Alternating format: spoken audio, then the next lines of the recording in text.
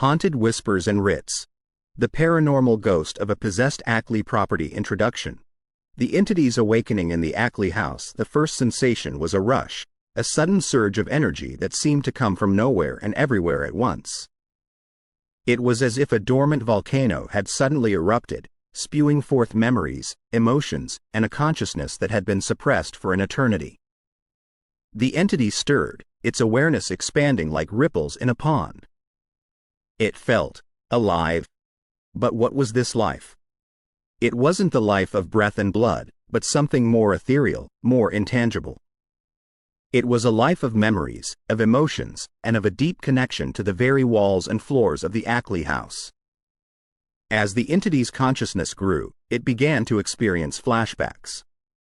Images, sounds, and emotions from a time long gone flooded its being. There were moments of joy, of sorrow, of love, and of loss. There were faces, some familiar and some forgotten. There were voices, some soft and comforting, and others loud and angry. And amidst all these memories, there was a recurring image of a beautiful house, standing tall and proud on a hill, overlooking the Hudson River. The entity realized that this house was its home, its sanctuary.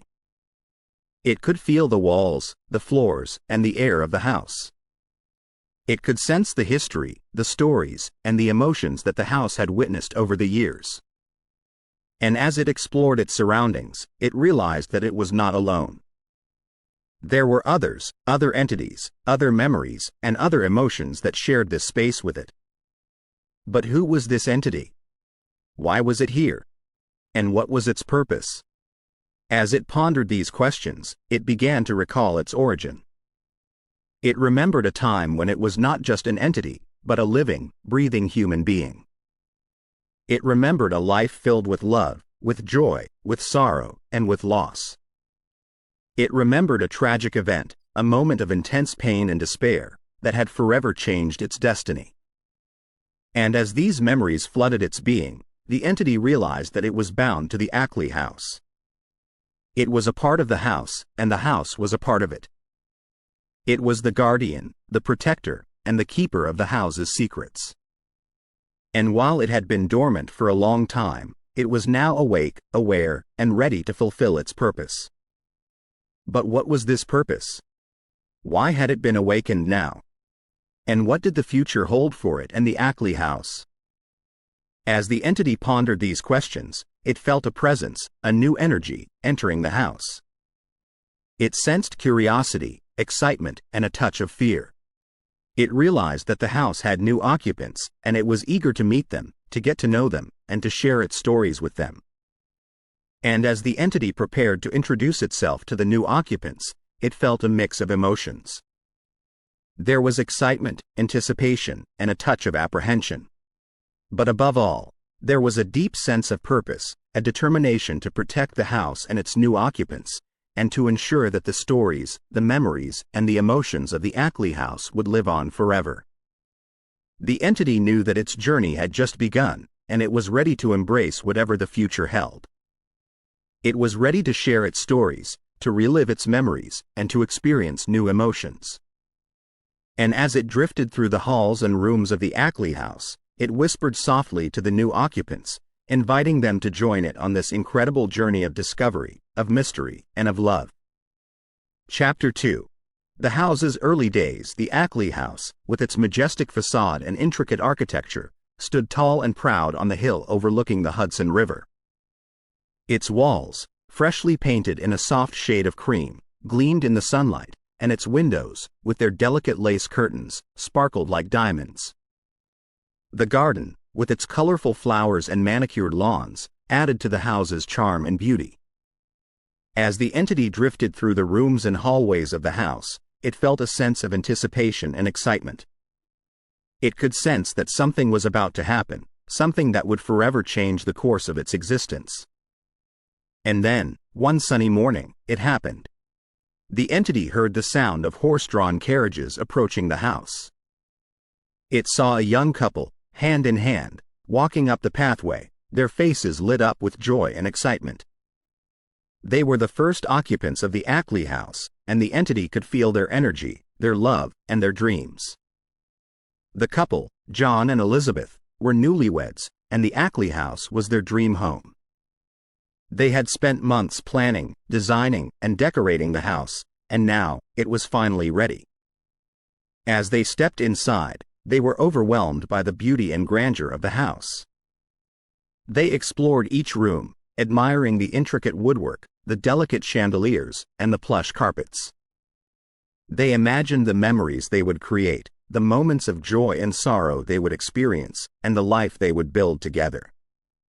As the days turned into weeks and the weeks into months, the entity observed John and Elizabeth's daily life. It saw them laughing, dancing, and singing in the living room. It saw them cooking, eating, and sharing stories in the kitchen. It saw them reading, writing, and dreaming in the study.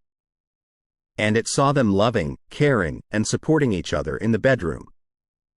The entity tried to interact with John and Elizabeth, to share its stories and memories with them.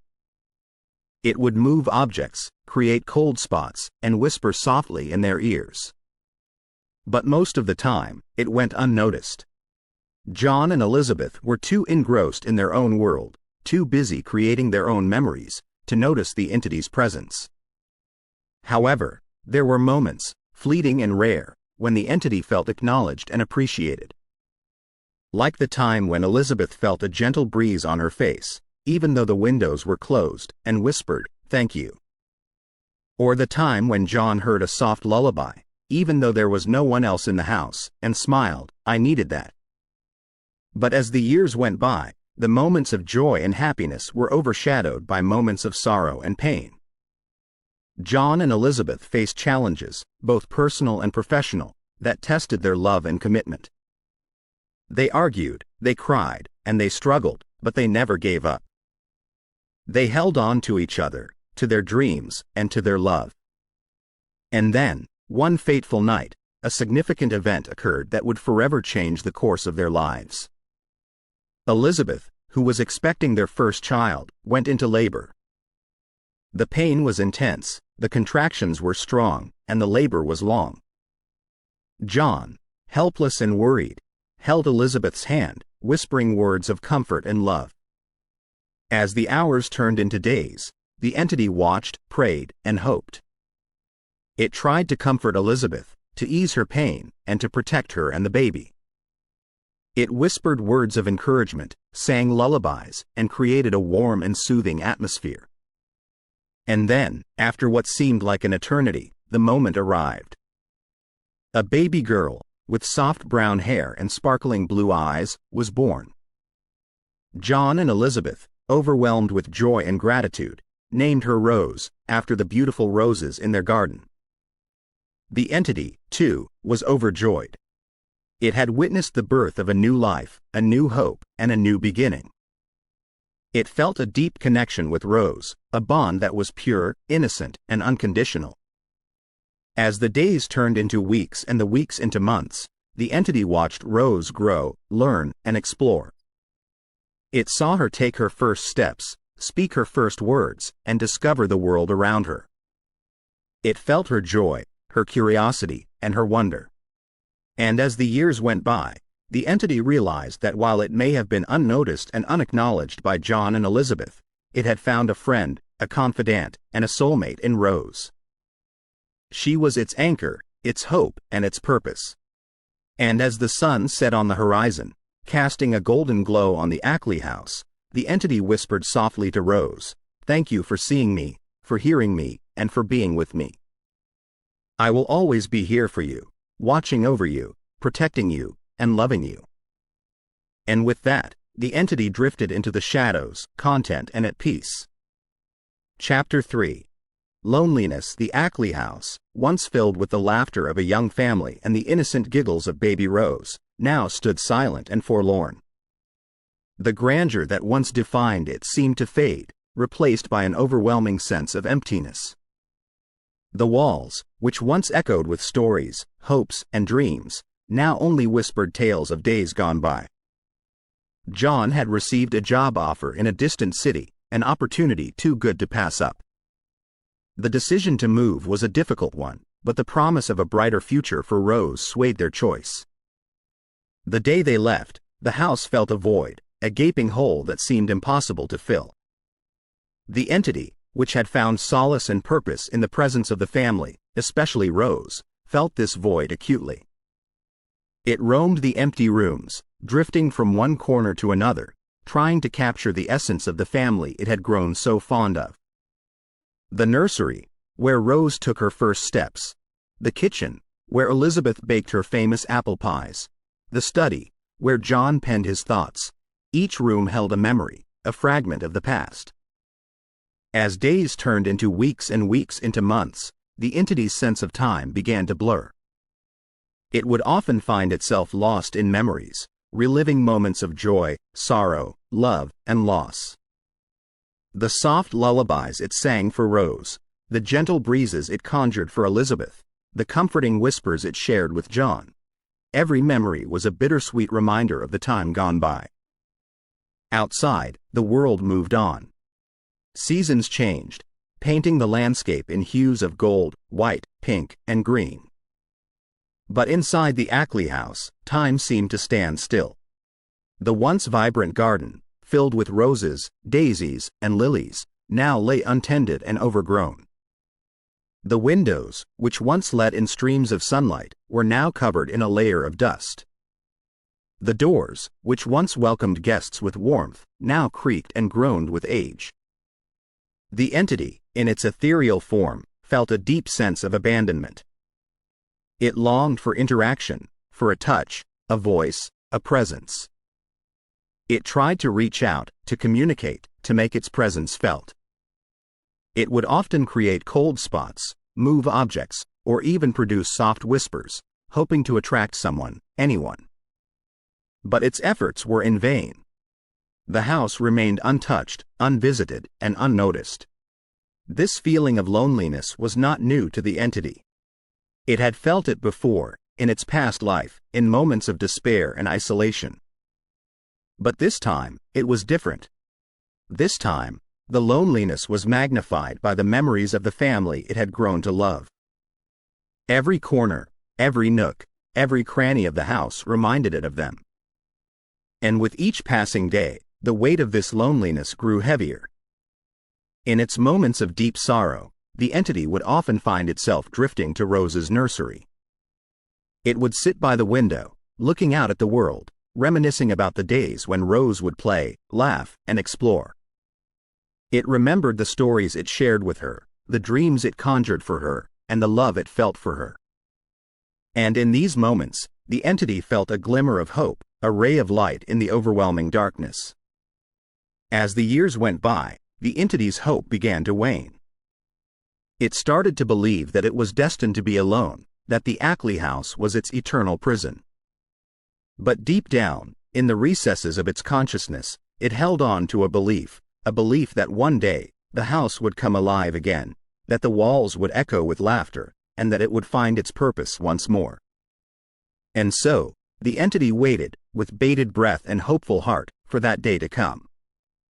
It waited for the sound of footsteps, for the creaking of doors, for the voices of new occupants. It waited for the house to be filled with life, love, and memories once more. And as it waited, it whispered to the house, "We are not alone. We have each other. And one day, we will find our purpose again." And with that, the entity drifted into a deep slumber, dreaming of brighter days and happier times. Chapter 4. The arrival of the Ackleys. The stillness of the Ackley house was abruptly interrupted one crisp autumn morning. The entity, which had been in a deep slumber, was jolted awake by a familiar yet distant sensation. It was the unmistakable energy of human presence, something it had longed for over the seemingly endless stretch of solitude. From its ethereal vantage point, the entity observed a family approaching the grand entrance of the house. A man, presumably in his mid-30s with a kind face and gentle eyes, held the hand of a woman whose radiant smile seemed to light up the surroundings. Their laughter and chatter, filled with excitement and anticipation, echoed through the empty halls of the house. Behind them, two children, a boy and a girl, ran around playfully, their innocent giggles adding to the melody of life that the house had missed for so long. The entity quickly recognized them as the Ackleys. Helen, with her flowing brown hair and eyes that held stories of both joy and sorrow.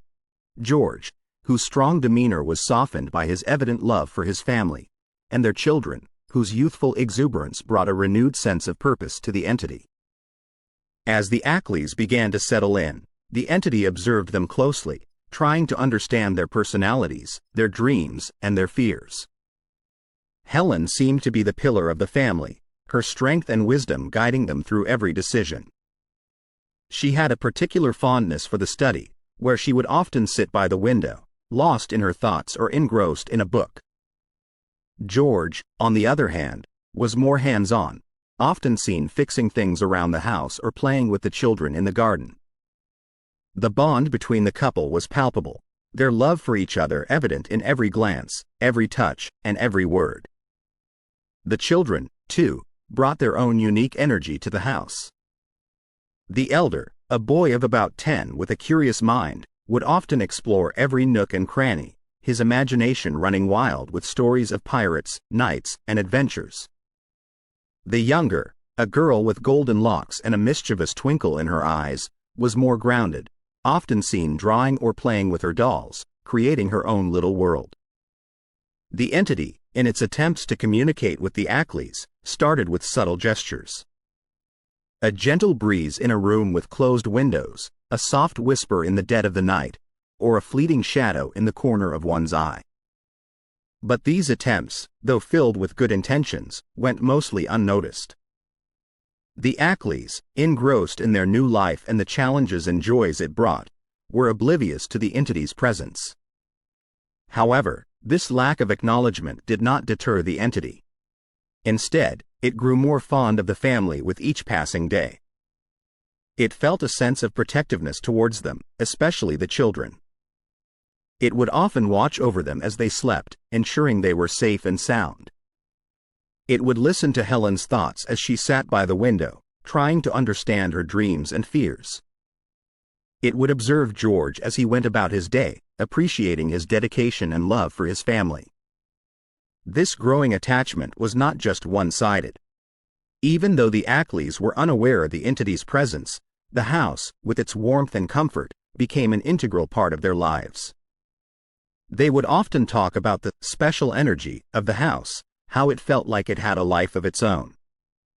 Helen, in particular, felt a deep connection with the house. She would often say that it felt like the house was watching over them, protecting them. As days turned into weeks and weeks into months, the bond between the entity and the Ackleys grew stronger. The house, which had once echoed with the sounds of loneliness, was now filled with the melody of love, laughter, and life. The entity, which had once felt abandoned and lost, had now found its purpose, its reason for existence. And as the sun set on the horizon, casting a golden glow on the Ackley House, the entity whispered softly to the family, "Thank you for bringing life back to this house, for filling it with love and warmth. I promise to watch over you, to protect you, and to be there for you, always." And with that, the entity drifted into the shadows, content and at peace, knowing that it was no longer alone. Chapter 5. Helen's observations. The Ackley House, with its rich history and architectural beauty, had always been a source of fascination for Helen.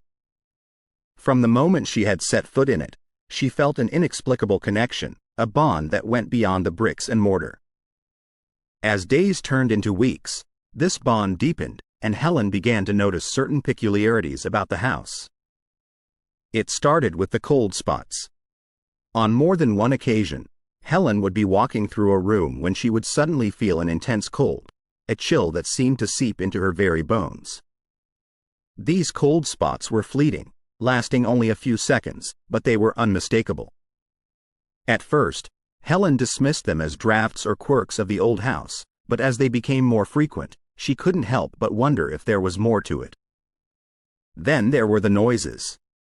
Soft whispers in the dead of the night, faint footsteps in the hallway, and the occasional creaking of a door. These noises were subtle, almost imperceptible, but Helen, with her keen senses, picked up on them. She would often lie awake at night, listening intently, trying to decipher the source of these sounds. The entity, in its attempts to communicate with Helen, began leaving subtle signs. Objects would be moved, ever so slightly, from their original positions. A vase that was on the left side of the mantelpiece would suddenly appear on the right. A book that Helen was sure she had left on the coffee table would be found on the bookshelf. These occurrences were infrequent, but they were enough to pique Helen's curiosity. Helen, being a rational and logical person, tried to find logical explanations for these phenomena. She considered the possibility of the house settling, of drafts causing the cold spots, and of her own forgetfulness being the reason for the moved objects. But deep down, she knew that these explanations didn't quite fit. There was something more, something inexplicable, something paranormal. One evening, over tea with her close friends, Helen decided to share her experiences. The reactions were mixed. Some of her friends were skeptical, dismissing her observations as mere coincidences or the result of an overactive imagination. They joked about the haunted Ackley House and teased Helen about her ghostly encounters. But a few of her friends were intrigued. They listened intently as Helen recounted her experiences, asking questions and sharing their own stories of the unexplained. They spoke of cold spots, of moved objects, and of soft whispers, eerily similar to Helen's observations. This validation, this shared experience, gave Helen the confidence to trust her instincts and to delve deeper into the mysteries of the Ackley House. And then, one fateful night, a significant paranormal event occurred that would forever solidify Helen's belief in the supernatural. It was a stormy night, with thunder rumbling in the distance and rain lashing against the windows. Helen was in the study, engrossed in a book, when she suddenly felt a cold breeze, even though the windows were tightly shut. She looked up and saw the curtains billowing, as if moved by an unseen force. Suddenly, the room was plunged into darkness, the only light coming from the occasional flash of lightning. Helen, her heart racing, tried to calm herself, telling herself that it was just a power outage. But then, she heard it. A soft, melodic lullaby, sung by a voice that was both familiar and foreign. The voice seemed to come from everywhere and nowhere, filling the room with its haunting beauty. Helen, frozen in place, listened intently, trying to decipher the words of the lullaby. And as she listened, she felt a presence, a warmth, a comfort. It was as if the entity was trying to communicate with her, to reassure her, to let her know that it meant no harm. The lullaby continued for what seemed like an eternity, and then, as suddenly as it had started, it stopped. The lights came back on, the curtains settled, and the room returned to its normal state. But Helen, forever changed by the experience, knew that she was not alone, that the Ackley House was indeed haunted, and that the entity, with its soft lullabies and cold spots, was trying to tell her something. And as the storm raged on outside, Helen sat in the study, deep in thought, trying to decipher the message, the story, and the mystery of the Ackley House. She knew that this was just the beginning, that there were more secrets to be uncovered, more stories to be told, and more mysteries to be solved. And she was determined to get to the bottom of it, to understand the entity, to communicate with it, and to give it the acknowledgement and validation it so desperately sought. Chapter 6. George's encounter. The Ackley House, with its towering walls and intricate designs, had always been a beacon of mystery and allure. While Helen had her own set of experiences with the entity, George had largely remained untouched by its ethereal presence. That was until one fateful night.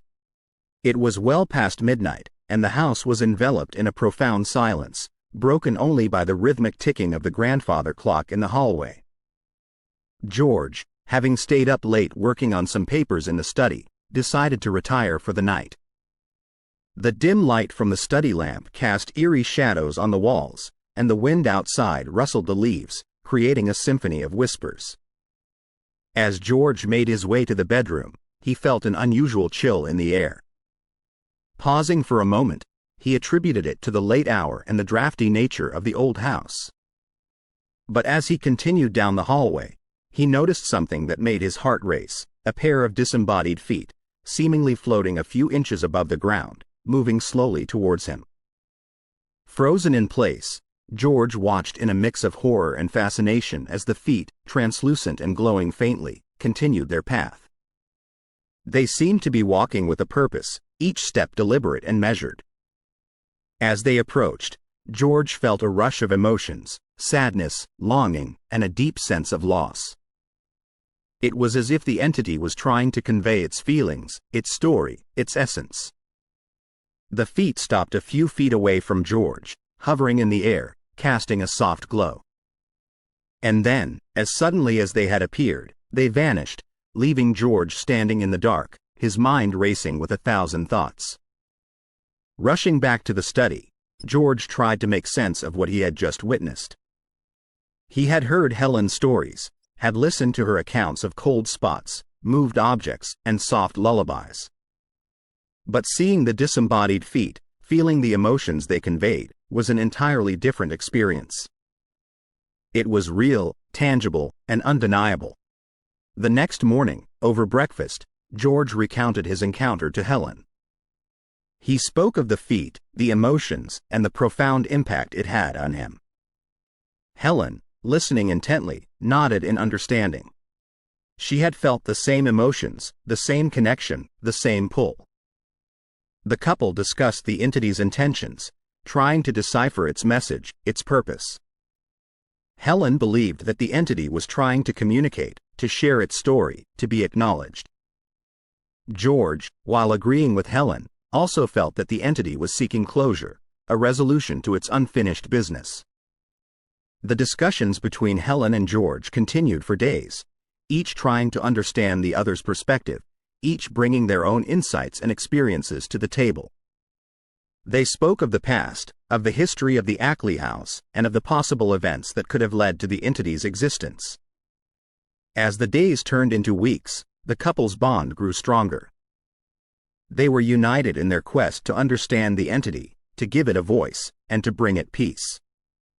They delved deep into the history of the house, speaking to locals, reading old newspapers, and visiting archives. And as they uncovered the layers of the past, they realized that the Ackley House, with its grandeur and beauty, held secrets, stories, and memories that went beyond bricks and mortar. It was a living, breathing entity, with its own set of emotions, desires, and dreams. And as George sat in the study one evening, lost in thought, he felt a gentle breeze, a soft whisper, and a warm presence. He knew that the entity was there, watching over him, protecting him, and guiding him. And he whispered back, "We hear you, we see you, and we acknowledge you. You are not alone." And with that, the entity, content and at peace, drifted into the shadows, knowing that its message had been heard, its story had been told, and its existence had been validated. Chapter 7. Cynthia's mornings. The first rays of dawn painted the sky in hues of pink and gold, casting a soft glow on the Ackley House. Inside, the household was still enveloped in the serene embrace of sleep. All except for young Cynthia, who lay wide awake, her blue eyes reflecting a mix of wonder and trepidation. It had started a few weeks ago. Every morning, just as the world outside began to stir, Cynthia would feel a gentle shaking of her bed. It wasn't violent or threatening, but more like a rhythmic rocking, as if someone was trying to lull her back to sleep. The first time it happened, Cynthia had dismissed it as a dream, a figment of her vivid imagination. But as the days went by and the shaking continued, she realized that it was very much real. Along with the shaking came the whispers. Soft, melodic, almost musical. They seemed to float in the air, surrounding Cynthia with their haunting beauty. Sometimes, they would form words, phrases, or even sentences, telling tales of days gone by. Other times, they would morph into lullabies, their melodies echoing with love, loss, and longing. Cynthia, with her innocent heart and curious mind, was both fascinated and scared. She would often lie in bed, listening intently, trying to decipher the whispers, to understand their message. And as she listened, she felt a presence, a warmth, a comfort. It was as if someone, or something, was watching over her, protecting her, and guiding her. The entity, which had formed a deep bond with Helen and George, found itself drawn to Cynthia. It sensed her innocence, her purity, and her open heart. And it felt a need, a desire, to protect her, to be there for her. The shaking of the bed, the whispers, and the lullabies were its way of communicating, of letting Cynthia know that she was not alone. As the days turned into weeks, Cynthia's fear gave way to curiosity. She began to sense the entity's presence, not just in the early hours of the morning, but throughout the day. She would often find herself talking to it, sharing her thoughts, her dreams, and her fears. She would ask it questions, seek its guidance, and even confide in it. The entity, in turn, would respond in its own unique way. It would create cold spots, move objects, or even produce soft whispers, letting Cynthia know that it was listening, that it cared, and that it was there for her. And as their bond grew stronger, Cynthia began to understand the entity, to see beyond its ethereal form, and to recognize its essence. One morning, as Cynthia lay in bed, listening to the whispers and feeling the gentle shaking, she had an epiphany. She realized that the entity was not just a ghost or a spirit, but a manifestation of the Ackley House's memories, emotions, and dreams. It was a living, breathing entity, with its own set of desires, fears, and hopes. And as this realization dawned on her, Cynthia felt a deep sense of gratitude, love, and respect for the entity. She whispered softly, "Thank you for being there for me, for watching over me, and for guiding me. I promise to listen, to understand, and to acknowledge you. You are not alone." The entity, hearing Cynthia's words, felt a rush of emotions. It felt validated, acknowledged, and loved. And it whispered back, "Thank you for seeing me, for hearing me, and for understanding me. We are not alone. We have each other." And as the sun rose higher in the sky, casting its golden glow on the Ackley House, Cynthia and the entity lay in peaceful harmony, their hearts and souls intertwined, their bond unbreakable. They knew that they had found a friend, a confidant, and a protector in each other. And they looked forward to a future filled with love, understanding, and mutual respect. Chapter 8. The Ackley's acceptance. The Ackley House, with its grand architecture and intricate designs, had always been a source of intrigue for the townsfolk. But now, with the tales of disembodied feet, soft whispers, and gentle lullabies, it had become the talk of the town. Rumors spread, stories were exchanged, and the house's reputation as a haunted abode was solidified. Inside the house, however, things were different.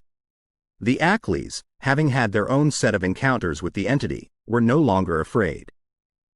Instead, they were curious, eager to understand the spirit that seemed so deeply connected to their home. Helen's experiences, combined with George's encounter and Cynthia's bond with the entity, had convinced them that the spirit meant no harm. It was merely trying to communicate, to share its story, to be acknowledged. One evening, as the family sat in the living room, Helen brought up the idea of holding a séance. "We've all felt its presence, heard its whispers, seen its signs. Maybe it's time we tried to communicate directly, to understand its message, its purpose," she said. George, initially skeptical, warmed up to the idea. "It's worth a try," he said. "If nothing else, it'll give us some answers, some closure." Cynthia, with her innocent enthusiasm, was all for it. "I've always wanted to attend a séance," she exclaimed. "It'll be like one of those stories from the books." And so, the decision was made.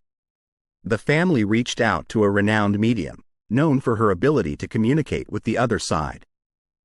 The date was set, the preparations were made, and the Ackleys waited with bated breath. The night of the séance arrived. The room was dimly lit, with candles casting eerie shadows on the walls. The medium, a tall woman with piercing blue eyes and flowing white hair, sat at the head of the table, her hands resting on a crystal ball.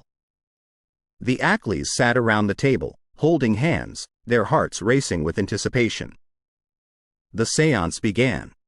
The medium closed her eyes, took a deep breath, and began chanting in a language unknown to the Ackleys. The room grew colder, the candles flickered, and a sense of unease settled in. After what seemed like an eternity, the medium opened her eyes and spoke in a voice that was both soft and commanding. "The spirit is here," she said. "It wishes to communicate." The family listened intently as the medium relayed the messages from the entity. Some were clear, like the tale of a tragic love story, a heartbreak, and a longing for closure. Others were cryptic, like the mention of a hidden treasure, a secret room, and a promise unfulfilled. As the séance continued, the entity's emotions became palpable. It felt acknowledged, appreciated, and loved. It conveyed its gratitude to the Ackleys for their understanding, their compassion, and their willingness to listen. The séance ended on a positive note, with the medium conveying the entity's message of love, peace, and harmony. "The spirit wishes you well," she said. "It wants you to know that it is at peace, that it has found closure, and that it will always watch over you." The family, overwhelmed with emotions, thanked the medium and sat in silence, processing the events of the night.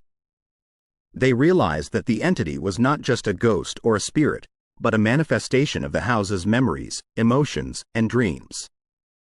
It was a part of the Ackley House, and by extension, a part of them. And as the days turned into weeks and weeks into months, the house underwent a transformation. The cold spots disappeared, the whispers grew softer, and the lullabies became more melodic. The house, once filled with mystery and intrigue, was now filled with laughter, love, and warmth. The Ackleys, having accepted and acknowledged the entity, lived in harmony with it.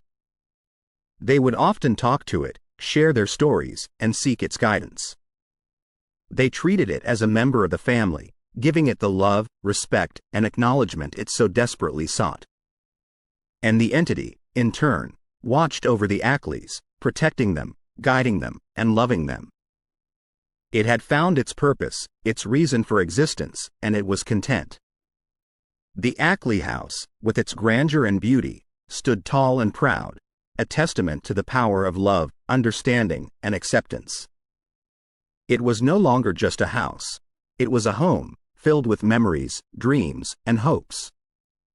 And as the sun set on the horizon, casting its golden glow on the house, the entity whispered softly, "Thank you for seeing me, for hearing me, and for understanding me. We are not alone. We have each other." And with that, the entity drifted into the shadows, content and at peace, knowing that its message had been heard, its story had been told, and its existence had been validated. Chapter 9. The article "The Ackley House," with its rich history and architectural splendor, had always been a topic of discussion in the small town of Nyack. But ever since the Ackleys moved in, the house had taken on a new dimension, one that was both intriguing and mysterious. Helen, having had her fair share of encounters with the entity, felt a deep connection to the house and its ethereal inhabitant. Over the months, she had maintained a journal, meticulously documenting her experiences, the whispers, the cold spots, and the soft lullabies. As she leafed through the pages, she realized that her story, the story of the Ackley House, needed to be told. One evening, as the family sat in the living room, Helen broached the idea of writing an article about their experiences. "People need to know," she said, "about the history, the memories, and the spirit that resides within these walls." George, initially hesitant, warmed up to the idea. "It's a unique story," he said, "one that deserves to be shared." Cynthia, with her youthful enthusiasm, was all for it. "It'll be like one of those ghost stories," she exclaimed, "only real." And so, Helen set to work. She pored over her journal, reliving the moments, the emotions, and the encounters. She reached out to the medium, gathering insights, interpretations, and validations. She spoke to locals, collecting anecdotes, legends, and tales. And after weeks of research, writing, and editing, the article was ready. Titled, Whispers from the Past, The Haunting Tale of the Ackley House, the article was a masterful blend of history, mystery, and emotion. Helen had managed to capture the essence of the house, the spirit, and their experiences in a way that was both captivating and compelling.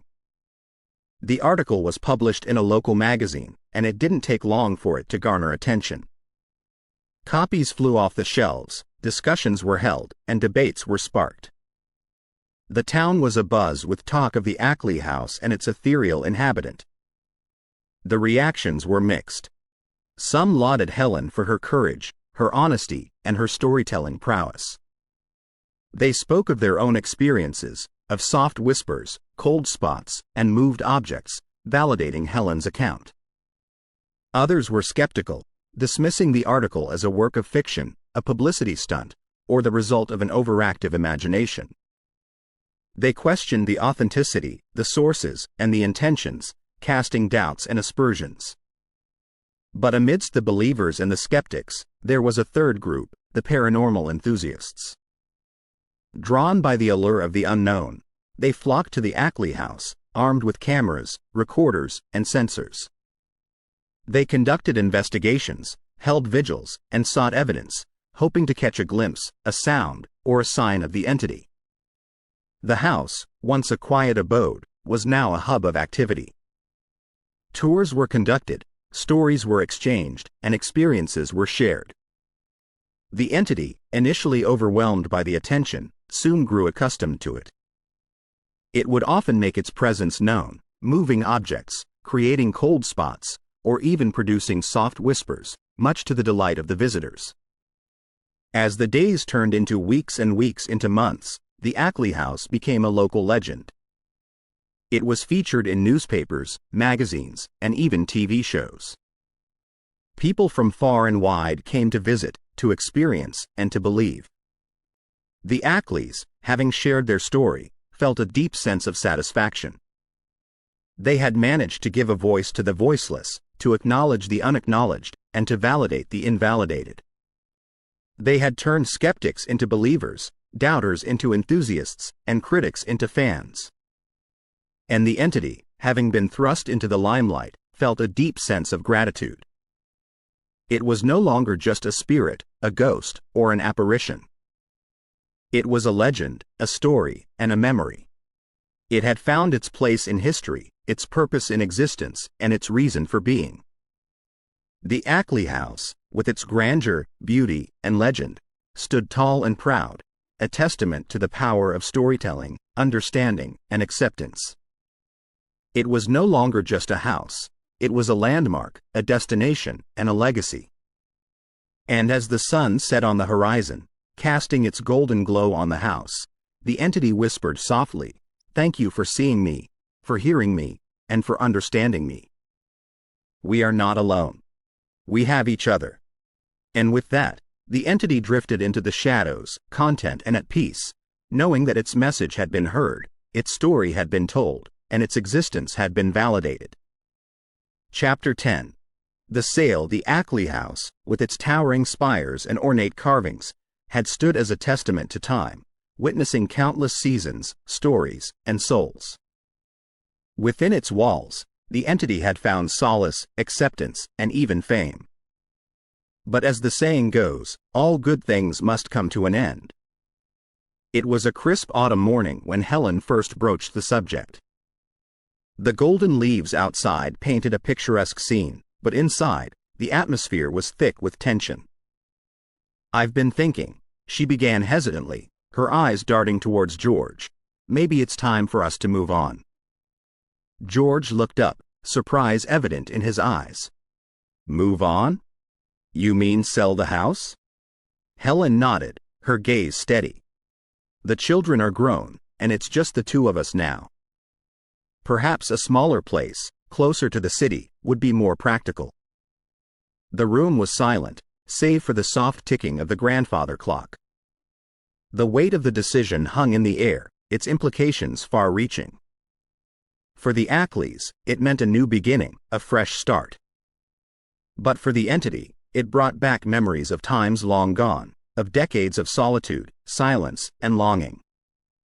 As days turned into weeks, the "For Sale" sign outside the Ackley House attracted potential buyers.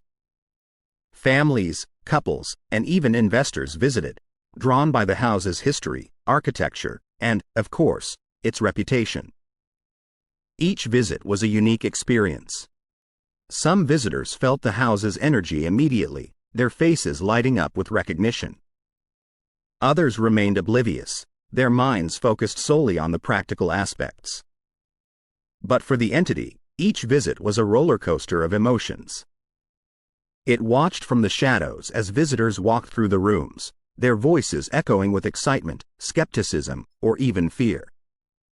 It felt their energy, their intentions, and their dreams. And with each visit, it grew more anxious, fearing a return to the days of loneliness and longing. One evening, as the sun cast a golden hue on the house, a young couple visited. They seemed different, their energy resonating with the house's essence. As they walked through the rooms, they paused often, their faces reflecting a mix of wonder and recognition. The entity, curious and hopeful, decided to make its presence known. It started subtly, with a soft whisper, a gentle breeze, or a faint lullaby. But as the evening progressed, it grew bolder, moving objects, creating cold spots, and even producing visible apparitions. The couple, far from being scared, seemed intrigued. They whispered among themselves, their faces alight with excitement. And as they reached the main hall, the entity decided to stage its pièce de résistance. The grand chandelier, with its intricate designs and sparkling crystals, began to sway gently. The candles flickered, casting eerie shadows on the walls. And then, as if on cue, the chandelier began to descend, its chains rattling, its crystals shimmering. The couple watched in awe, their eyes wide, their breaths held. And as the chandelier touched the ground, it stopped, its energy spent, its message delivered. The room was silent, the atmosphere thick with anticipation. The couple exchanged glances, their decision made. "We'll take it," they said in unison, their voices firm, their intentions clear. The entity, overwhelmed with relief, gratitude, and hope, retreated into the shadows, its fears allayed, its future secure. The Ackleys, having witnessed the evening's events, felt a mix of emotions. They were sad to leave the house, their home for so many years. But they were also happy, knowing that the house and the entity would be in good hands. And as the papers were signed, the deal sealed, and the keys exchanged, the Ackley House stood tall and proud, its future bright, its legacy intact. It was no longer just a house. It was a home, a sanctuary, and a beacon of hope.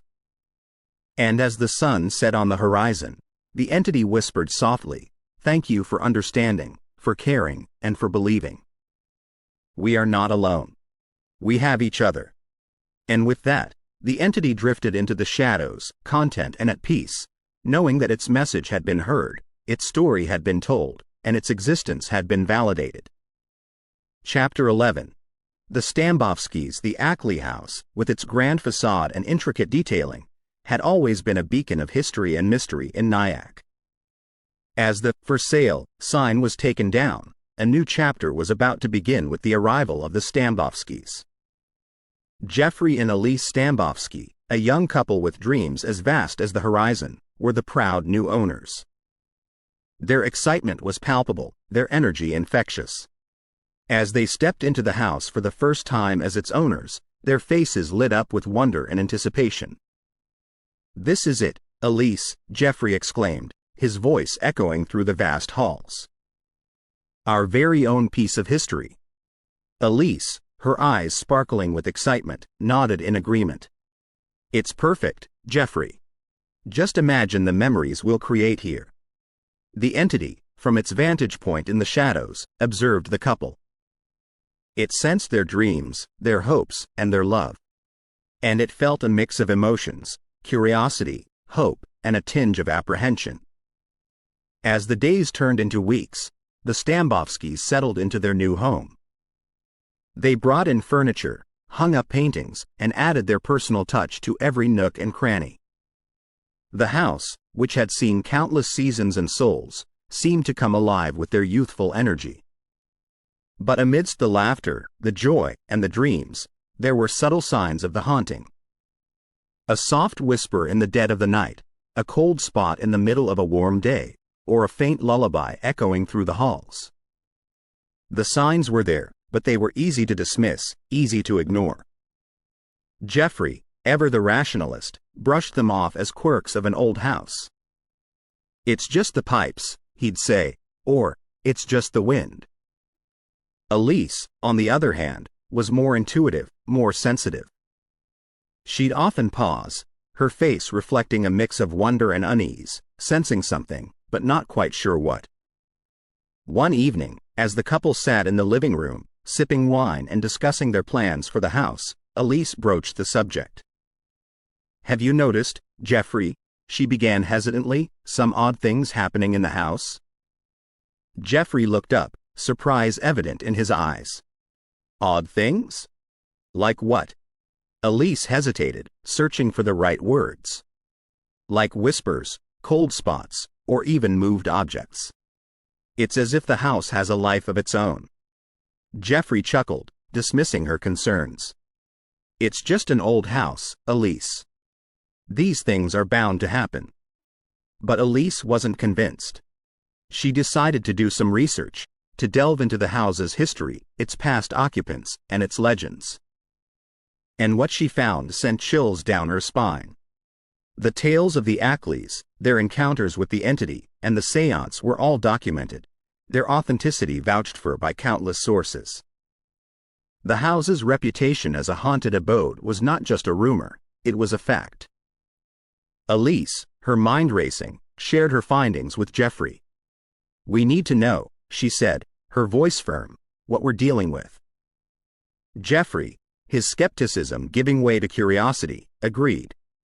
"Let's find out," he said, "the truth about the Ackley House." The couple, armed with their research, their experiences, and their determination, set out on a journey of discovery. They reached out to locals, historians, and even paranormal experts, seeking answers, insights, and validations. And as they delved deeper into the house's history, its legends, and its mysteries, they realized that they were not alone. The entity, with its memories, emotions, and dreams, was very much a part of the house, a part of its essence. The Stambovskys, having uncovered the truth, felt a mix of emotions. They were intrigued, fascinated, and even a little scared. But they were also determined to understand, to acknowledge, and to coexist. And as the sun set on the horizon, casting its golden glow on the Ackley House, the entity whispered softly, "Thank you for seeking, for understanding, and for believing. We are not alone. We have each other." And with that, the entity drifted into the shadows, its presence acknowledged, its existence validated, and its story set to continue. Chapter 12. Revelation. The town of Nyack, with its quaint streets and historic charm, had always been a close-knit community. Neighbors knew each other by name, stories were passed down through generations, and secrets, no matter how well guarded, had a way of coming to light. The Stambovskys, being the new residents of the famed Ackley House, were the talk of the town. Their youthful energy, their dreams for the house, and their recent discoveries had piqued the interest of many.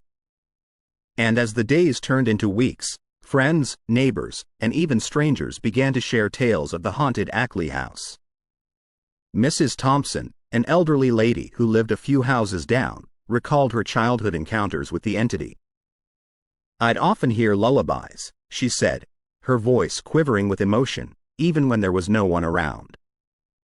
Mr. Jenkins, the local librarian, spoke of the house's rich history, its past occupants, and its legends. "The house," he said, his voice filled with reverence, "has always been special, always been alive." And then there was young Timmy, a freckled-faced boy with a vivid imagination. "I once saw a shadow," he exclaimed, his eyes wide with wonder, moving across the hall, even when there was no one there. The tales, each unique yet eerily similar, painted a picture of a house that was not just a structure but an entity, an essence, and an enigma. And as the Stambovskys listened, their intrigue grew, their resolve strengthened, and their determination solidified. But amidst the tales, the legends, and the anecdotes, there was one story that stood out, one revelation that sent shockwaves through their very being. The Ackleys, the previous occupants, had not only encountered the entity but had also embraced it, celebrated it, and even publicized it. The Stambovskys, their minds racing, felt a mix of emotions. They felt betrayed, deceived, and even violated. They had bought the house in good faith, with dreams, hopes, and aspirations. And now, they felt like they had been taken for a ride, their trust broken, their investment jeopardized. Elise, her face reflecting a mix of anger and disbelief, confronted Helen. "Why didn't you tell us?" she demanded, her voice firm, her eyes piercing. "We had a right to know, a right to make an informed decision." Helen, taken aback by the confrontation, tried to defend herself. "We thought," she began hesitantly, "that the entity was a part of the house, a part of its charm. We never meant to deceive or mislead." But the Stambovskys were not convinced. They felt wronged, their dreams shattered, their future uncertain. And as the days turned into weeks, tensions rose, accusations flew, and trust eroded. The house, once a beacon of hope, joy, and love, became a battleground, a place of conflict, and a source of contention. Friends took sides, neighbors whispered, and the community was divided. And amidst the chaos, the confusion, and the conflict, the entity felt torn. It had never wanted to be the cause of strife, the source of discord, or the reason for dispute. It had only wanted to be acknowledged, understood, and accepted. The Stambovskys, their patience running thin, decided to take legal action. They felt that they had been misled, their investment compromised, and their future jeopardized. They sought justice, validation, and compensation. The legal battle was fierce, the stakes high, and the emotions raw. The Ackleys, having sold the house in good faith, felt cornered, their reputation at stake, their intentions questioned. They sought understanding, empathy, and resolution. The courtroom was packed, the atmosphere tense, and the anticipation palpable. Lawyers argued, witnesses testified, and evidence was presented. The house's history, its legends, and its encounters were all laid bare, their authenticity vouched for by countless sources. And as the trial progressed, the entity watched from the shadows, its heart heavy, its emotions raw. It felt responsible, guilty, and even ashamed. It had never wanted this, never anticipated this, and never imagined this. The Stambovskys, having presented their case, awaited the verdict, their future hanging in the balance. The Ackleys, having defended their actions, awaited the judgment, their reputation on the line. And as the judge delivered the verdict, the courtroom fell silent, the atmosphere thick with anticipation. The house, it was declared, was legally haunted, its reputation validated, its legend solidified. The Stambovskys, having won the case, felt vindicated, their trust restored, and their investment secured. The Ackleys, having lost the battle, felt defeated, their intentions questioned, and their reputation tarnished. But amidst the victory, the defeat, and the resolution, there was one entity that felt lost, confused, and heartbroken. The entity, having been thrust into the limelight, felt exposed, vulnerable, and violated. It had only wanted to be acknowledged, understood, and accepted. And now, it felt like it had lost its home, its sanctuary, and its essence. The house, with its grand facade, intricate detailing, and rich history, stood tall and proud, its future uncertain, its legacy intact.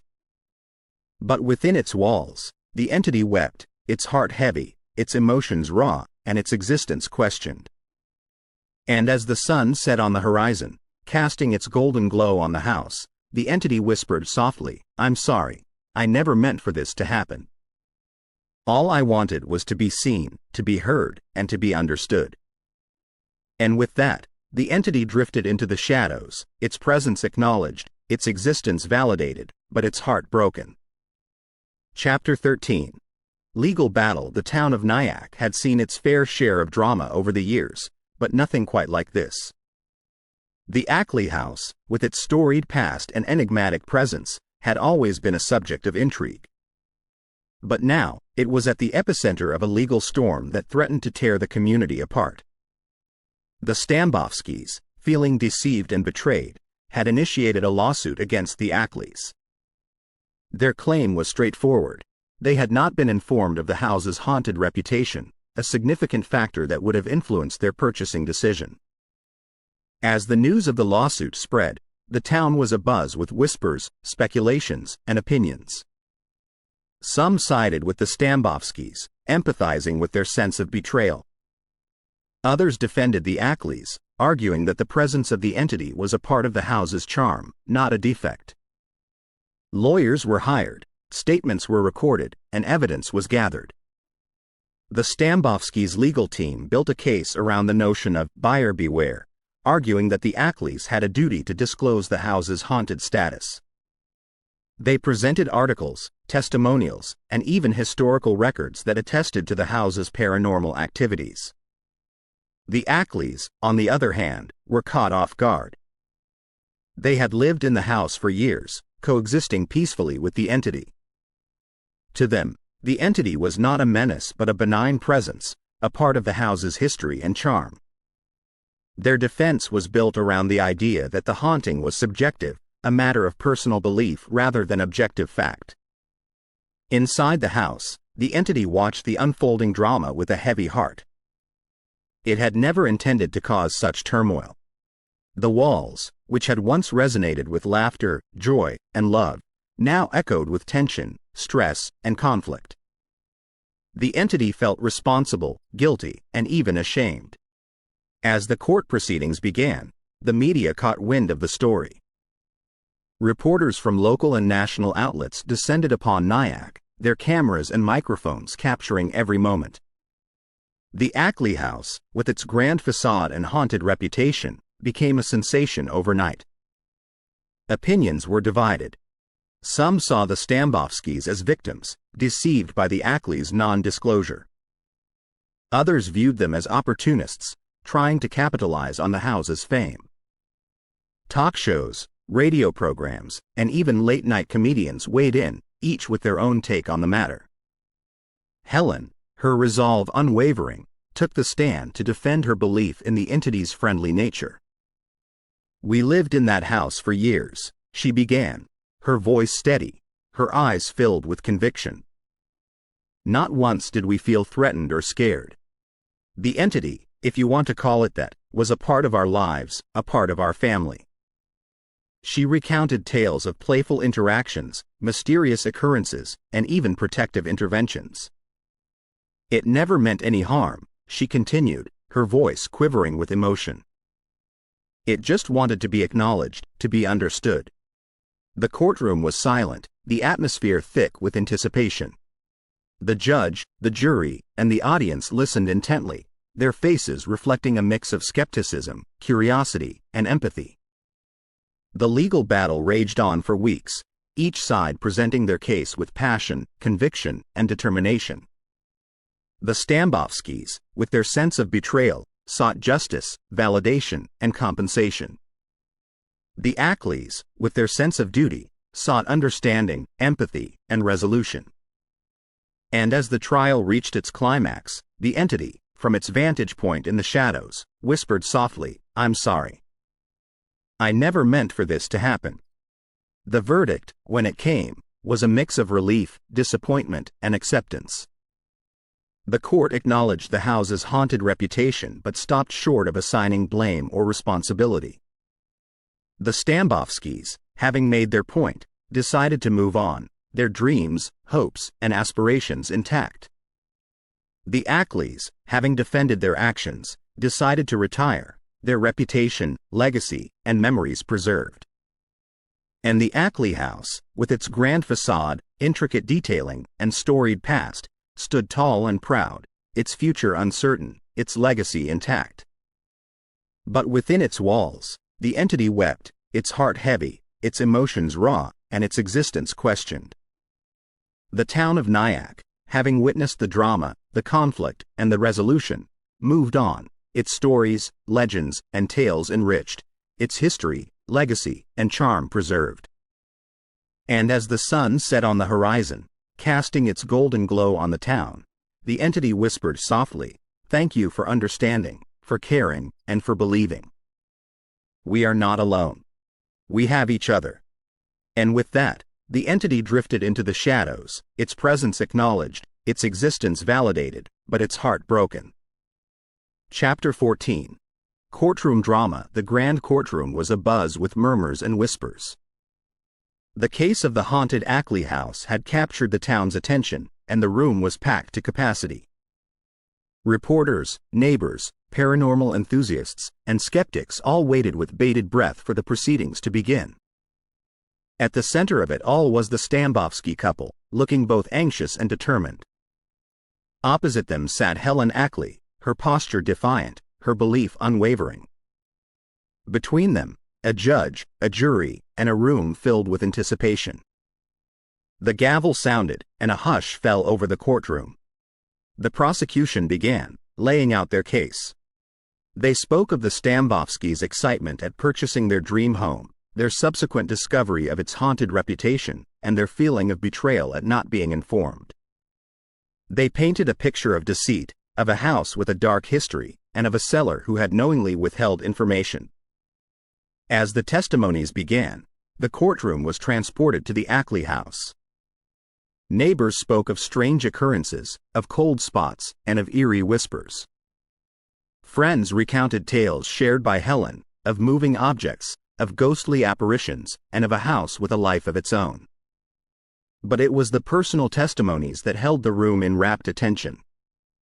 The Stambovskys spoke of their experiences, of the fear, the uncertainty, and the feeling of being watched. They spoke of sleepless nights, of whispered conversations, and of a house that refused to let them be. Helen, in her testimony, spoke with conviction. She recounted the tales of the entity, of its playful nature, and of its desire to communicate. She spoke of her family's experiences, of their acceptance, and of their belief in the entity's existence. She painted a picture of a house with a soul, of an entity with emotions, and of a family that had coexisted in harmony. The defense called upon paranormal experts, who spoke of the house's unique energy, of its history, and of the possibility of an ethereal presence. They presented evidence, recordings of whispers, videos of moving objects, and testimonies from previous occupants. Throughout it all, the entity watched, unseen, its emotions a whirlwind of hope, fear, and anticipation. It felt the weight of the testimonies, the power of belief, and the uncertainty of the outcome. It yearned to communicate, to share its side of the story, and to be acknowledged. As the testimonies concluded, the courtroom was filled with emotion. There were those who believed, their faith unwavering, and there were those who doubted, their skepticism evident. But all awaited the jury's decision, the verdict that would determine the fate of the haunted Ackley House. The jury, having heard the testimonies, having weighed the evidence, and having deliberated, returned with their decision. The room was silent, the anticipation palpable. The judge, looking over the courtroom, announced, "In the case of the haunted Ackley House, the jury finds." Quote. The entity, its existence debated, its emotions laid bare, and its fate hanging in the balance, waited, its essence intertwined with the very fabric of the house, its presence forever a part of the Ackley House's story. Chapter 15. The verdict. The gavel struck with a resounding thud, echoing through the hallowed halls of the Nyack courthouse. All eyes were on Judge Morrison as he prepared to deliver the verdict in the most talked-about case the town had ever seen. In the matter concerning the Ackley House, he began, his voice steady and authoritative, after careful consideration of the testimonies presented and the evidence laid before this court, it is the judgment of this court that the house in question is, for all intents and purposes, legally haunted. A collective gasp filled the room. The weight of the words hung in the air, a palpable tension that could be felt by all present. The landmark ruling was unprecedented, not just for Nyack but for legal systems everywhere. The Stambovskys, their faces a mix of relief and vindication, exchanged glances. The weight of the past weeks, the stress of the trial, and the uncertainty of their future had taken a toll on them. But now, with the court's ruling, they felt a sense of closure. Across the room, Helen Ackley sat in stunned silence. The verdict, while not entirely unexpected, was still a blow. She had lived in that house for years, coexisting peacefully with the entity. To her, the entity was not a menace but a benign presence, a part of the house's history and charm. And now, that very charm had become a legal liability. Outside the courthouse, the media frenzy was in full swing. Reporters jostled for position, their cameras and microphones at the ready. The Ackley House, with its grand facade and haunted reputation, was once again the talk of the town.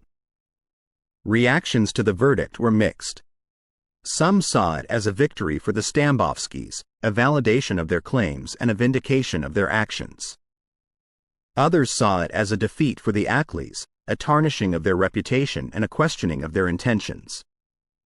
But amidst the debates, discussions, and deliberations, there was one entity that felt a mix of emotions. The entity, having been at the center of the legal storm, felt validated, acknowledged, and even celebrated. Its existence, once a matter of personal belief, was now a legal fact. However, with that validation came a sense of responsibility. The entity realized that its actions, however unintentional, had caused turmoil, conflict, and even heartbreak. It had never wanted this, never anticipated this, and never imagined this. The Stambovskys, having made their point and having been vindicated by the court, decided to move on. The house, with its memories, mysteries, and now its legal status, was too much for them. They sought a fresh start, away from the media glare, away from the public scrutiny, and away from the haunting. The Ackleys, on the other hand, were left to pick up the pieces. The house, once their home, was now a legal landmark, its value both increased and diminished by its haunted status. They faced a future of uncertainty, their lives forever changed by the court's ruling. And as the days turned into weeks and the weeks into months, the town of Nyack moved on. The media frenzy died down, the reporters left, and the cameras were packed away. The Ackley House, once the center of attention, faded into the background, its legend intact, its legacy preserved. But within its walls, the entity pondered its existence. It felt validated, acknowledged, and even celebrated. But it also felt responsible, guilty, and even ashamed. It had never wanted to be the cause of strife, the source of discord, or the reason for dispute. And as the sun set on the horizon, casting its golden glow on the house, the entity whispered softly, "I'm sorry. I never meant for this to happen. All I wanted was to be seen, to be heard, and to be understood." And with that, the entity drifted into the shadows, its presence acknowledged, its existence validated, but its heart heavy with the weight of responsibility. Chapter 16. Reflection. The Ackley House stood tall against the backdrop of Nyack's skyline, its silhouette casting long shadows as dusk approached. Within its walls, the entity, now a legally recognized presence, found itself in a state of deep introspection. The verdict had brought a whirlwind of emotions. Validation, certainly, but also a profound sense of responsibility. The entity had existed for so long, drifting through the decades, touching the lives of those who resided within the house. But it had never truly stopped to consider the depth of its influence. It began to sift through its memories, a cascade of moments stretching back through time. There were the early days, with the young couple who first called the house home. Their laughter, their tears, their hopes, and their fears. The entity had been a silent observer, occasionally making its presence felt but always remaining in the shadows. Then came the years of loneliness, the house standing empty, its rooms echoing with the silence of abandonment. The entity had roamed the halls, its essence intertwined with the very fabric of the house. It had yearned for interaction, for acknowledgement, for understanding. The arrival of the Ackleys had brought a new chapter. The family, with their warmth, their love, and their acceptance, had embraced the entity. Helen, with her curiosity and her belief. George, with his skepticism and his eventual understanding. Cynthia, with her innocence and her connection. The entity had felt seen, heard, and even cherished. But with the sale, the legal battle, and the subsequent verdict, the entity's existence had been thrust into the limelight. It had become a subject of debate, a point of contention, and even a legal precedent. The weight of its influence, the depth of its impact, and the breadth of its existence had become all too apparent. As it reflected on its past, the entity also pondered its future. It didn't want to be just a haunting presence, a spectral anomaly, or a legal curiosity. It wanted to be understood, to be accepted, and to coexist peacefully.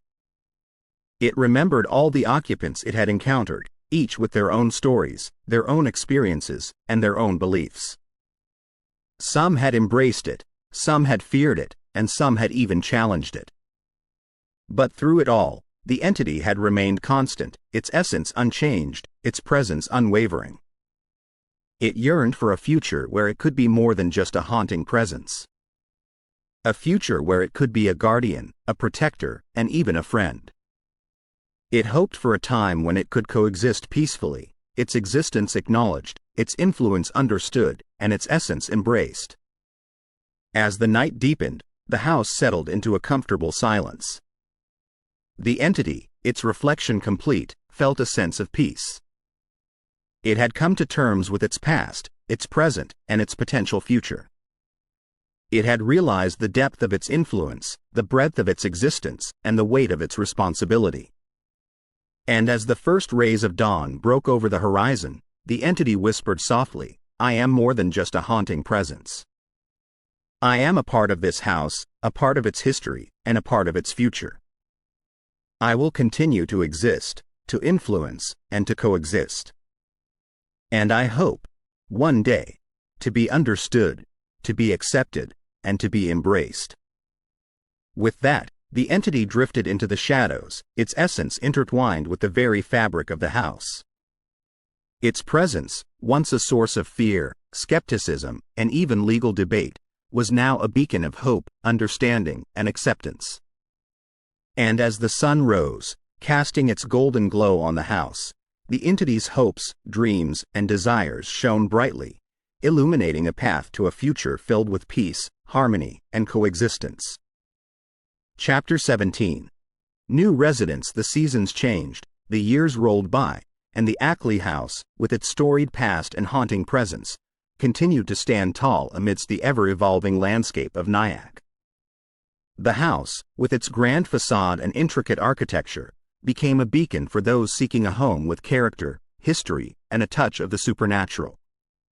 The first to move in after the Stambovskys were the Martins, a young couple with dreams of turning the house into a bed and breakfast. They were drawn to its charm, its history, and its potential. The entity watched with curiosity as they painted walls, refurbished rooms, and breathed new life into the old structure. Guests came and went, each with their own tales, their own experiences, and their own reactions to the house's spectral resident. Some felt its presence, some heard its whispers, and some even claimed to have seen it. The Martins, with their entrepreneurial spirit and open minds, embraced the entity, turning its presence into a unique selling point for their venture. Then came the Thompsons, a family of 4 with 2 young children. They were unaware of the house's haunted reputation and were simply drawn to its beauty and its space. The entity, with its protective nature, watched over the children, ensuring their safety and their well-being. There were moments of joy, like the birth of a 3rd child, moments of sorrow, like the passing of a beloved pet, and moments of understanding, like the night young Lily claimed to have spoken to the friendly ghost in her room. The house saw many more occupants over the years. There was the elderly Mrs. Robinson, who sought solace and peace in her twilight years. She would often sit by the window, her eyes lost in memories, her heart heavy with nostalgia. The entity, with its empathetic nature, would keep her company, offering comfort and companionship. They shared silent moments, each lost in their own thoughts, each finding solace in the other's presence. Then there were the college students, renting the house for a summer. They brought with them energy, enthusiasm, and a touch of recklessness. Parties were thrown, friendships were forged, and memories were made. The entity, with its curious nature, observed their antics, their dramas, and their adventures. It learned from their experiences, their mistakes, and their triumphs. The house also saw moments of sorrow, like the time it stood empty following a foreclosure. The entity, with its deep connection to the house, felt its pain, its loneliness, and its despair. It roamed the empty halls, its essence echoing with the memories of all those who had called it home. But through it all, through the joy, the sorrow, the understanding, and the learning, the entity remained constant. It continued to exist, to influence, and to coexist. It continued to watch, to learn, and to protect. And with each new resident, with each new story, and with each new experience, the entity grew, evolved, and matured. As the years turned into decades and the decades into centuries, the Ackley House, with its storied past, its haunting presence, and its ever-evolving future, continued to stand tall. It became a symbol of Nyack's history, its legacy, and its charm. And within its walls, the entity, with its deep connection, its profound understanding, and its eternal existence, continued to thrive, to flourish, and to coexist. And as the sun set on another day, casting its golden glow on the house, the entity whispered softly, "Thank you, to all those who have called this house home, for your stories, your experiences, and your understanding. You have shaped me, molded me, and enriched me. And for that, I am eternally grateful." And with that, the entity drifted into the shadows, its essence intertwined with the very fabric of the house, its presence a testament to the power of understanding, acceptance, and coexistence. Chapter 18. Digital Age. The turn of the century brought with it a wave of technological advancements that transformed the world in ways previously unimaginable. The Internet, once a luxury, became a staple, connecting people from all corners of the globe. Social media platforms emerged, turning ordinary individuals into overnight sensations. The world, in essence, had entered the digital age. The Ackley House, with its rich history and haunting presence, was not immune to this digital revolution. Stories of its spectral resident, once confined to the town of Nyack, began to spread like wildfire across the Internet. Bloggers wrote about it, YouTubers explored it, and soon, the house was thrust into the global spotlight. Online forums buzzed with discussions about the house's haunted reputation. Some shared their personal experiences, some speculated about the entity's origins, and some even planned visits to experience its presence firsthand. The house, once a local legend, had become a global phenomenon. This newfound fame attracted a new breed of visitors, paranormal investigators. Armed with an array of gadgets, infrared cameras, electromagnetic field detectors, and digital voice recorders, they descended upon the house, eager to capture evidence of its spectral resident. The entity, curious and somewhat amused, watched as they set up their equipment, their faces a mix of excitement and trepidation. It had seen many occupants over the years, but this was something new, something different. As the night deepened, the investigators began their vigil. Cameras rolled, recorders hummed, and sensors beeped, all in an attempt to capture the elusive entity. Every creak, every whisper, every shadow was scrutinized, analyzed, and debated. The entity, intrigued by these modern devices, decided to interact. It moved objects within the camera's view, whispered into the recorders, and even played with the electromagnetic fields, causing the detectors to go haywire. The investigators, their excitement palpable, celebrated each piece of evidence, each sign of the entity's presence. They felt validated, their beliefs reinforced, their efforts rewarded. But amidst the gadgets, the technology, and the digital age, the entity felt a sense of nostalgia. It remembered the days of the Martins, the Thompsons, and even Mrs. Robinson. It remembered the simple interactions, the personal connections, and the genuine emotions. It realized that while technology had advanced, while the world had changed, and while the methods of communication had evolved, the essence of its existence remained unchanged. It still yearned for understanding, for acceptance, and for coexistence. As dawn approached, the investigators packed up their equipment, their faces a mix of exhaustion and satisfaction. They had captured evidence, they had experienced the entity's presence, and they had added to the house's rich tapestry of stories. The entity, its essence intertwined with the very fabric of the house, whispered softly, "Thank you for your curiosity, your technology, and your understanding.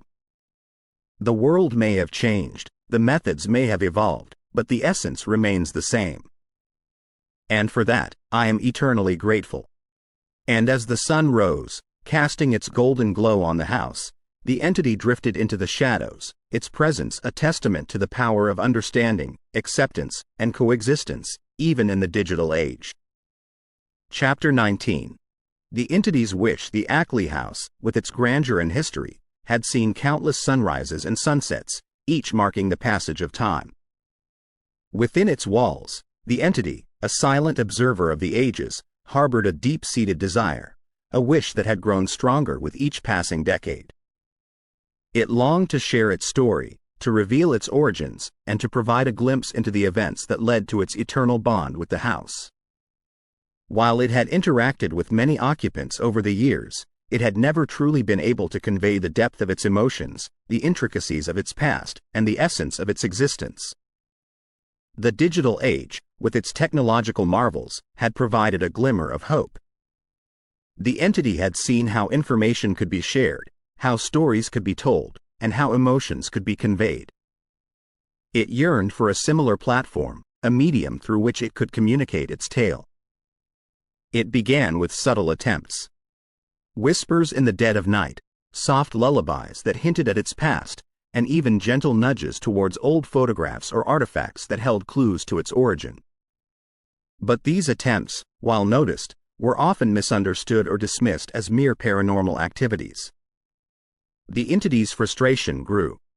It felt trapped, bound not just to the house but also to its untold story. It watched as occupants came and went, each with their own tales, their own experiences, and their own understanding. But none truly grasped the depth of its desire, the intensity of its wish. Then, one fateful day, a new family moved into the Ackley House. The Hendersons, a young couple with a passion for history and a curiosity for the unknown. They had heard tales of the house's haunted reputation, and while they were skeptical, they were also open-minded. The entity sensed an opportunity. It began its attempts anew, this time with renewed vigor and determination. It left clues, hints, and even messages, all in an effort to communicate its story. One evening, as Mrs. Henderson sat in the study, engrossed in a book, she felt a sudden chill. The room grew cold, the lights flickered, and a soft whisper echoed through the air. She strained her ears, trying to decipher the words, and to her astonishment, she heard a name, a date, and a plea. Intrigued, she began to research, delving into the house's history, its past occupants, and any events that might provide a clue. Days turned into weeks, and with each discovery, she grew more convinced that the entity was trying to communicate, to share its story. One night, armed with a digital voice recorder and a determination to understand, she sat in the study, the room dimly lit by a single candle. She spoke softly, asking questions, seeking answers, and hoping for a breakthrough. And then, it happened. The recorder captured a voice, clear and distinct, narrating a tale of love, loss, and longing. The story of a young woman, wronged and betrayed, whose spirit was forever bound to the house. The entity's origin, its reason for existence, and its eternal bond with the Ackley House were finally revealed. The Hendersons, moved by the tale, decided to share it with the world. They documented the story, the evidence, and their experiences, turning the entity's wish into a reality. The entity, its story finally told, its wish finally granted, felt a sense of peace. It had been seen, it had been heard, and it had been understood. And as the sun set, casting its golden glow on the house, the entity whispered softly, "Thank you, for listening, for understanding, and for granting my wish. My story, once untold, is now a part of the house's rich tapestry of tales. And for that, I am eternally grateful."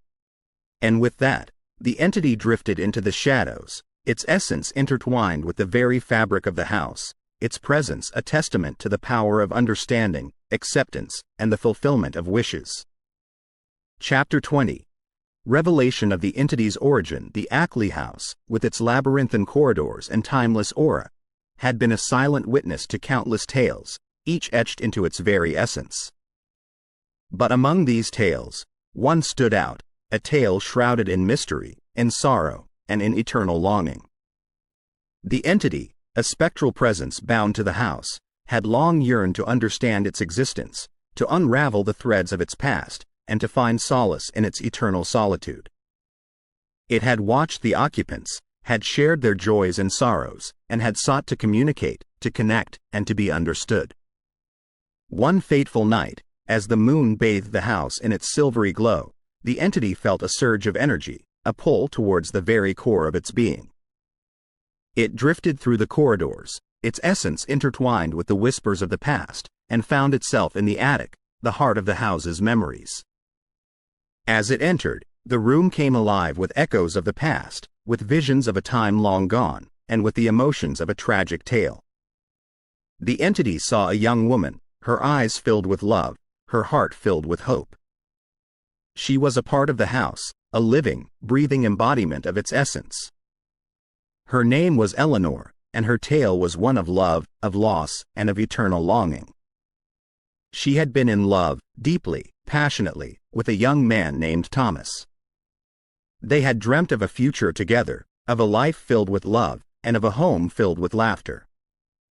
But fate had other plans. Thomas, called to war, had left with a promise to return, to build a life together, and to make the Ackley House a home. Eleanor, left behind, had waited, her heart filled with hope, her eyes scanning the horizon for a glimpse of her love. Days turned into weeks, weeks into months, and months into years. But Thomas never returned. Eleanor, her heart broken, her spirit shattered, had withered away, her essence becoming one with the house, her presence a spectral reminder of a love lost. The entity, witnessing the tale, felt a connection, a realization of its human past. It was Eleanor, her spirit bound to the house, her existence a testament to her eternal love. The emotions overwhelmed it, the sorrow, the longing, and the eternal hope. It drifted through the house, its essence intertwined with Eleanor's memories, its presence a spectral embodiment of her eternal love. It felt her pain, her sorrow, and her eternal longing. It understood its existence, its purpose, and its eternal bond with the Ackley House. The revelation brought a sense of solace, a sense of understanding, and a sense of acceptance. The entity, no longer just a haunting presence, had become a guardian, a protector of the house's tales, and a keeper of Eleanor's love. It watched over the occupants, shared in their joys and sorrows, and sought to communicate, to connect, and to be understood. It yearned to share Eleanor's tale, to keep her memory alive, and to find solace in its eternal existence. The Ackley House, with its timeless aura and its spectral guardian, stood as a testament to love, to loss, and to eternal longing. It was no longer just a building but a home, a place where the past and the present intertwined, where the living and the ethereal coexisted, and where love, understanding, and acceptance reigned supreme. And as the sun set, casting its golden glow over the house, the entity whispered softly, "I am Eleanor, my love eternal, my spirit bound to this house, my existence a testament to love, to loss, and to eternal hope. And as the days turn into nights, and the nights into days, I will watch over this house, my love forever etched into its very essence, my presence forever a part of its timeless tales." Chapter 21. A new beginning. The seasons changed, painting the world in a myriad of colors. The Ackley House, with its storied past, stood tall, a silent sentinel to the passage of time. The tales of its haunting had spread far and wide, making it both an object of curiosity and trepidation. But as the saying goes, every end is a new beginning. The Forrester family, having recently moved to Nyack, were in search of a home. They were a unique blend of old-world charm and new-age thinking. James, a historian with a penchant for the paranormal, had always been fascinated by houses with a history. His wife, Lydia, a therapist, believed in the power of understanding and communication. Their twin children, Lucas and Lila, were bundles of energy, curious and fearless. When they first laid eyes on the Ackley House, it was love at first sight. James was drawn to its architecture and history, Lydia to its aura and energy, and the twins to its grandeur and mystery. They decided, almost unanimously, that this was to be their new home.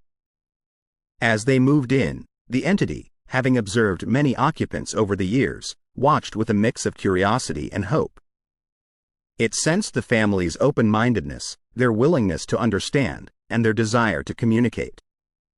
The first few nights were a mix of excitement and discovery.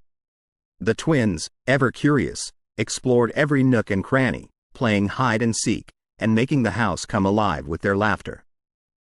James, with his historian's eye, marveled at the architecture, the artifacts, and the stories that the house held. Lydia, sensitive to energies, felt the entity's presence, its emotions, and its desires. One evening, as the family sat in the living room, Lydia, feeling a sudden chill, whispered, "We know you're here. We don't mean any harm. We just want to understand, to communicate." The entity, taken aback by the directness of the communication, responded with a soft whisper, a gentle breeze, and a subtle movement of the curtains. The message was clear: "I am here, and I am willing to communicate." Over the next few weeks, the family, with their unique blend of skills and sensitivities, sought to understand the entity.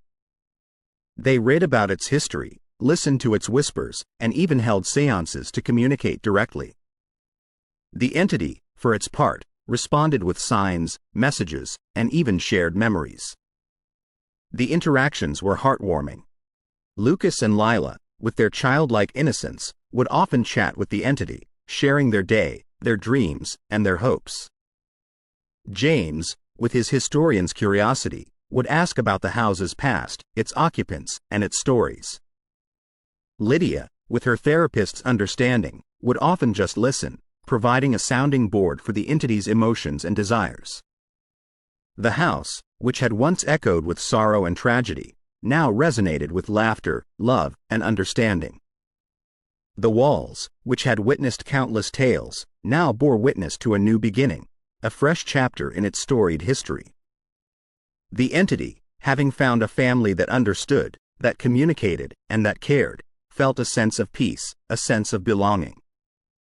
It was no longer just a haunting presence but an integral part of the family, a guardian of the house, and a keeper of its tales.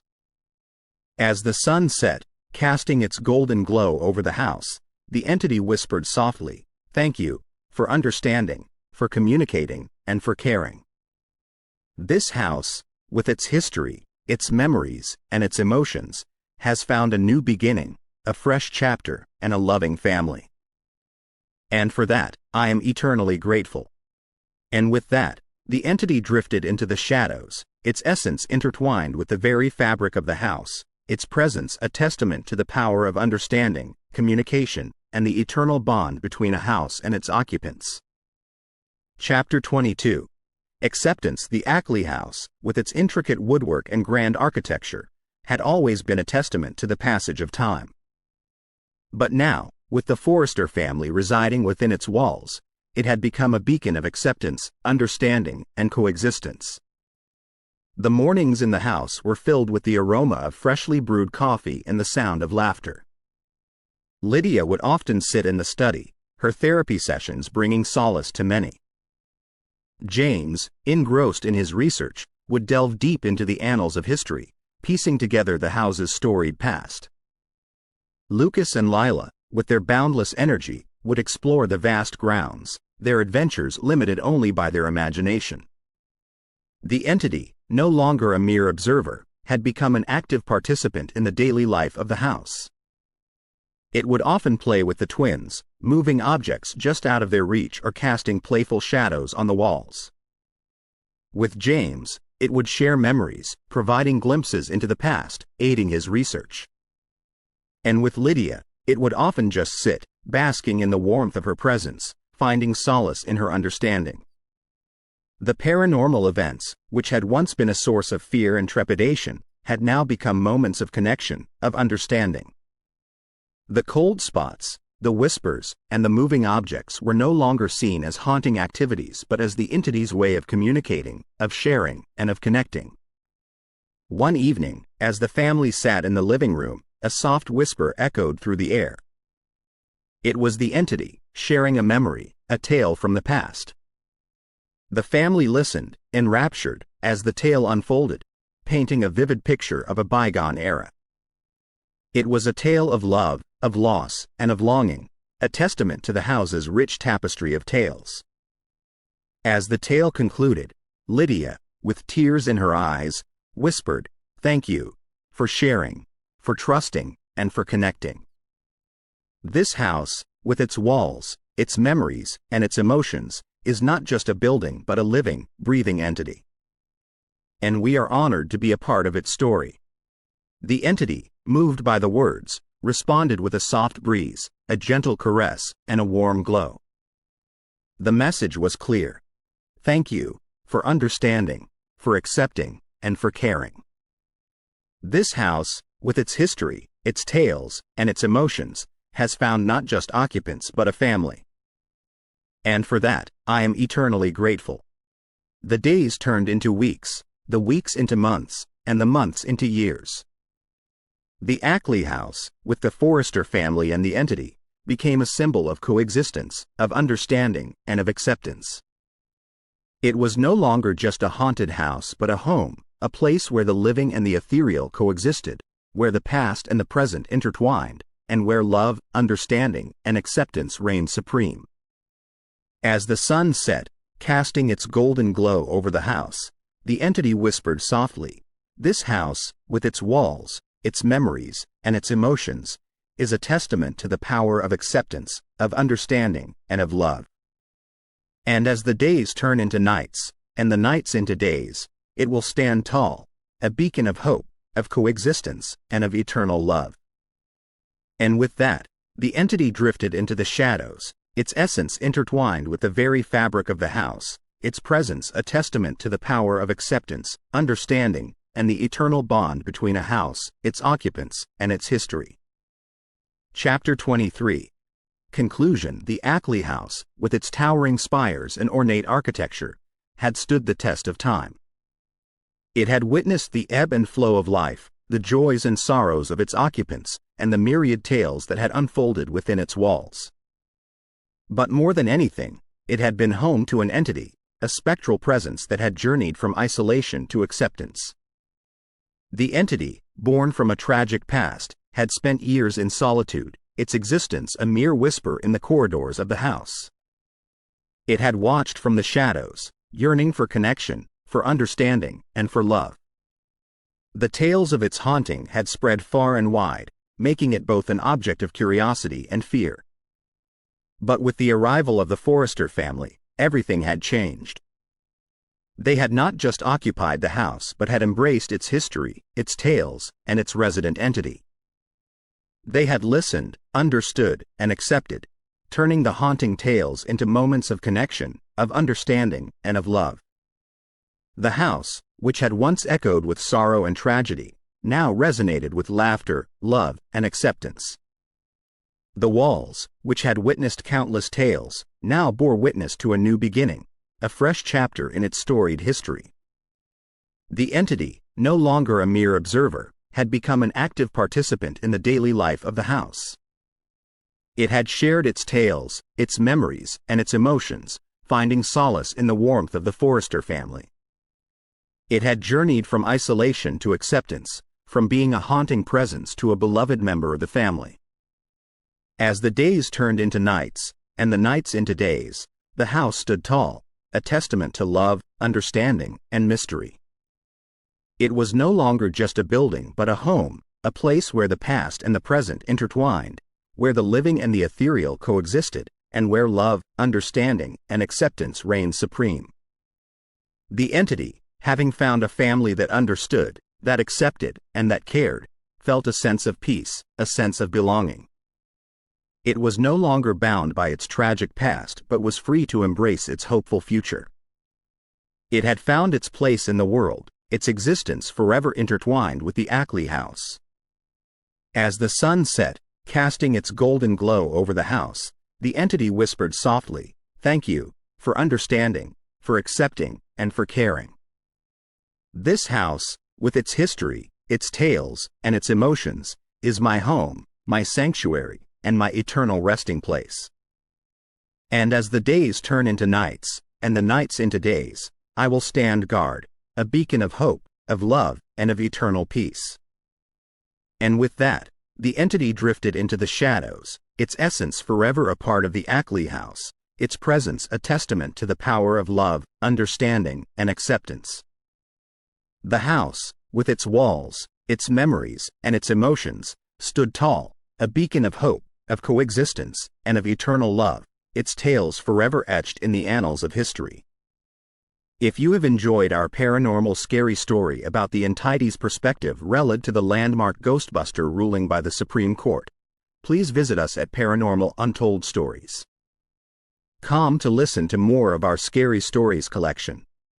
Paranormal Untold Stories encourages you to contact us if you have your own untold story that you would like our professionals team to put online as a scary story. Thank you. Please follow our YouTube channel, Paranormal Untold Stories, and encourage others to do the same. Paranormal Untold Stories.